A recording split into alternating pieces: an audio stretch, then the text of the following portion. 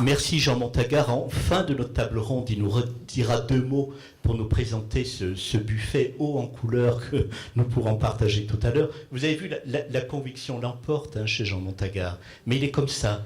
Ça n'empêche pas que derrière, derrière les cuisiniers qu'il rencontre ne manquent pas de voir le vrai professionnel qu'il est, et la conviction et la compétence peuvent s'associer sans problème. Évidemment, comme moi, vous ferez aussi la nuance, on est d'accord là-dessus, c'est-à-dire que entre l'industrie de la viande, qui peut être décriée par notre ami Nicolino au sens de certains syndicats majoritaires ou autres, et puis les producteurs, les éleveurs ovins, bovins, territoriaux, locaux, il y a quand même une marge qui nous échappe pas, et je suis bien sûr que on ne porte pas la même notion, la même interprétation à l'égard de chacune et de chacun. Jean Montagard a eu l'occasion de remercier Ghislain Cariou.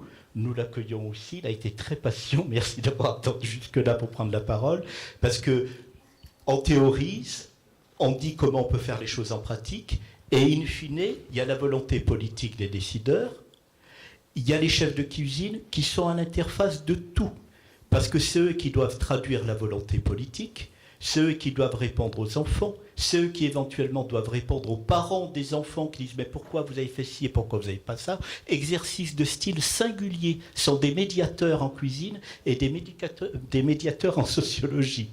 Donc Ghislain Cariou vient du lycée de Carme-Jeanne. Il nous a fait l'honneur d'être là pour nous traduire son retour d'expérience, je crois 1 fois par semaine, autour de Nuits Alternatifs. La parole vous est donnée. Merci d'être avec nous, Ghislain. Bonjour à toutes. Bonjour à toutes et tous. Alors effectivement, j'arrive sur cette fin de table ronde. Mon rôle, comme vous le disiez si bien, c'est de vous raconter un petit peu notre quotidien. Alors voilà, je suis chef de cuisine sur un lycée agricole de Carme-Jeanne. Alors pour ceux qui connaissent un petit peu, près de Digne-les-Bains. Petit lycée, 200 élèves, une centaine d'apprenants sur le CFPPA. Et puis on livre également une école primaire qui est juste sur le village à côté. Vous doutez bien que sur un lycée agricole qui fait de l'ovin, parler de repas alternatifs, parlant de céréales, parlant de légumineuses, ça a été très difficile au début. Je me souviens du premier conseil d'administration dont je fais partie, et je suis venu à expliquer. Donc c'était le mois de juin 2015, je leur ai dit à la rentrée, on va mettre des repas alternatifs en place, je vais en mettre 1 par semaine. Et la première remarque qu'on m'a dit, c'est « Ah bon, on n'a plus qu'à fermer le lycée, c'est fini. Voilà, on ne va plus manger de viande. » Alors je leur ai dit « Non, pas de panique, c'est juste pour proposer autre chose, une alternative, et voir comment ça va marcher. » Alors effectivement, là je vais en profiter un petit peu pour vous parler des réussites et des échecs que l'on a eus, parce que forcément, au début on a un peu tâtonné. Aujourd'hui ça fonctionne, je vais peut-être vous le redire, quand on aura l'occasion de discuter un petit peu plus tard, j'en reparlerai. Ça fonctionne très bien, mais ça ne fonctionne pas si on fait n'importe quoi. Pour petit exemple, et je vous rejoins sur la remarque que vous avez faite tout à l'heure, mon directeur, M. Lequette, était l'autre jour invité dans un établissement, un lycée, et il me dit, aujourd'hui c'était repas alternatif. Alors je lui dis, super, vous avez mangé quoi? Et il me dit, en entrée c'était une soupe, c'était plutôt sympa, et après il y avait du riz, et après il y avait une pomme. Alors effectivement, c'est un repas alternatif. Alors je lui ai demandé comment c'était passé, et il m'a dit, j'ai pas mangé grand-chose. En plus, il n'y avait même pas de beurre avec le riz. Enfin voilà. Alors je peux vous assurer qu'en tant que breton, manger du riz sans beurre, c'est difficile. Mais effectivement, on se pose bien la question de ce que l'on met dans nos repas alternatifs. Alors, tout ça, c'est formidable. On peut faire plein de choses. J'ai vu parmi cette assemblée qu'il y a beaucoup de chefs de cuisine que je connais. Je sais que tout le monde essaye dans ces établissements, et ça demande évidemment de l'investissement, mais si on s'investit et qu'on ne communique pas, ça ne sert à rien. Et on a fait un gros travail sur notre établissement, sur la communication.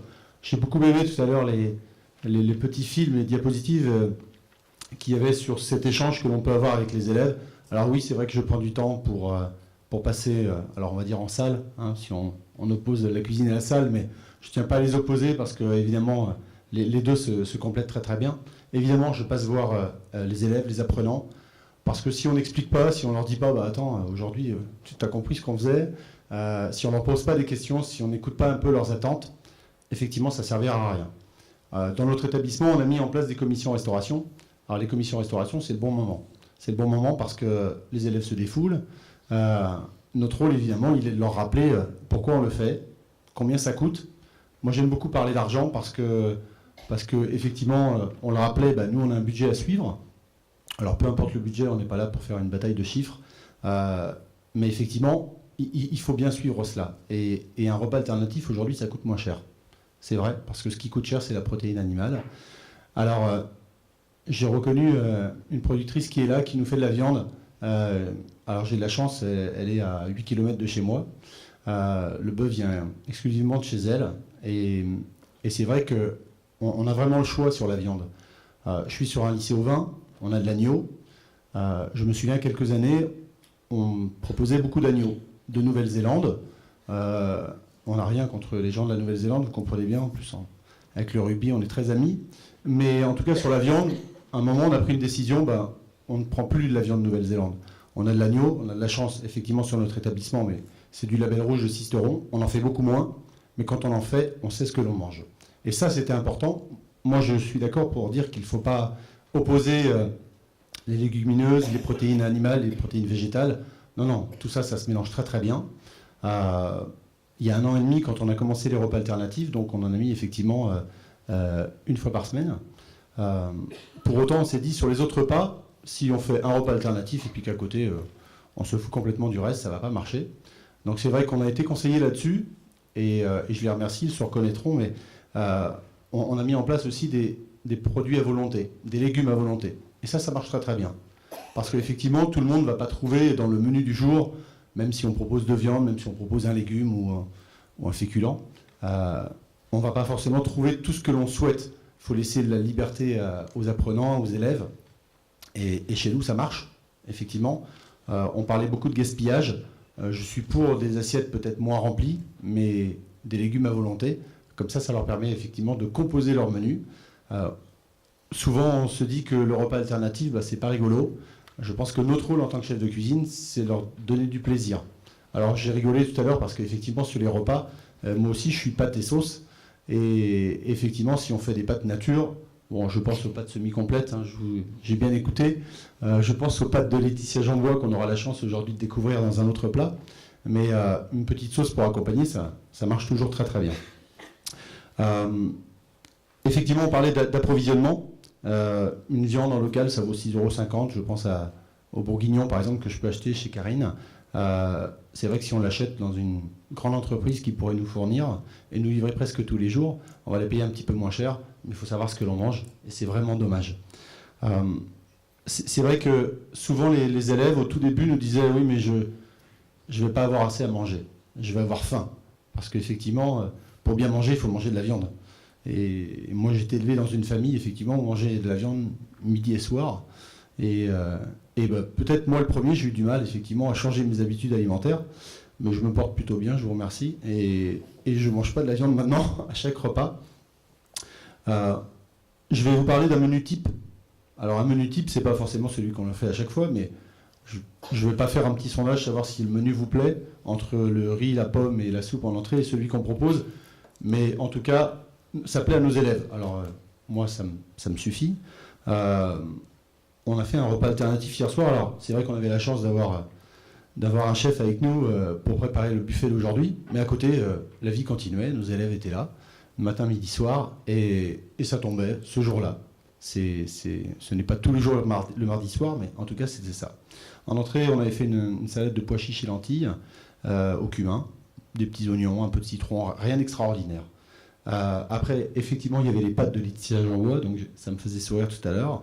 On a fait un accompagnement avec une petite sauce champignon, et à côté, on avait une sauce provençale également, pour ceux qui préfèrent. On aurait pu très bien faire des lasagnes aux légumes, ça marche également. On peut utiliser le petit épeautre, on a la chance dans notre département d'avoir cette matière fantastique.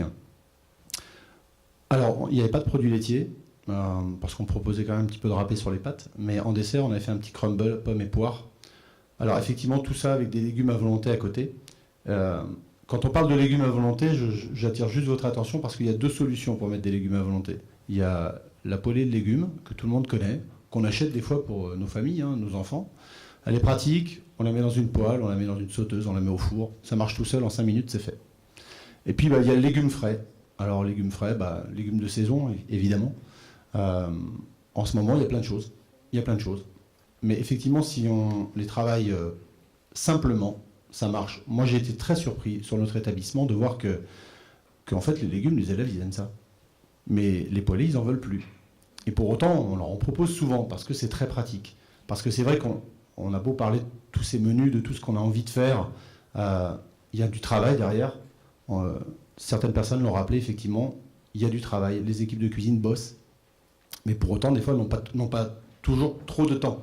Des légumes frais, c'est plus de travail. Mais c'est beaucoup plus de plaisir. Alors, c'est pas forcément du plaisir à couper des légumes, hein. C'est pas ce que je veux dire. Mais le plaisir, c'est le retour. Et le retour, il se fait justement avec l'échange. L'échange avec les apprenants, les élèves. Alors moi, j'ai la chance, effectivement, de pouvoir passer en salle et discuter un petit peu. Mais les commissions restauration, c'est la même chose. Et puis, on n'est plus dans l'image cordon bleu petit pois. J'en parlais tout à l'heure à quelqu'un en attendant cette conférence. Mais le fameux cordon bleu petit pois, moi j'étais à la cantine étant jeune, je m'en souviens parfaitement. Et aujourd'hui, on en trouve encore, effectivement. Mais quand on vend un cordon bleu petit pois, effectivement, le retour, il n'est pas extraordinaire. Par contre, quand on fait un produit simple, des carottes glacées, des petites pommes de terre sautées, c'est marrant, les élèves nous disent « Ah, mais ça vient d'où? C'est super sympa ». Et quand je vous parle de communication, c'est que, effectivement, ce qui est intéressant, c'est de pouvoir parler de nos producteurs. Alors, on est, je le répète, dans un département où on a beaucoup de chance. À l'entrée de la restauration, chez nous, j'ai un tableau avec tous les noms des producteurs. Et c'est vrai que forcément, je suis sur un lycée agricole.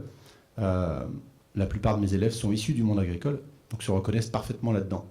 Mais souvent, quand ils passent, alors peut-être notre service était un petit peu plus lent que dans d'autres services. On va dire qu'on passe à peu près 200 personnes en 40 minutes. Mais on a le temps. On a le temps de glisser un petit mot, de dire d'où ça vient, d'échanger avec l'élève. Souvent l'élève, et pour autant le menu est affiché tous les jours au tableau, on a un grand tableau. Souvent l'élève arrive devant nous et nous dit « Qu'est-ce qu'on mange ce midi ?»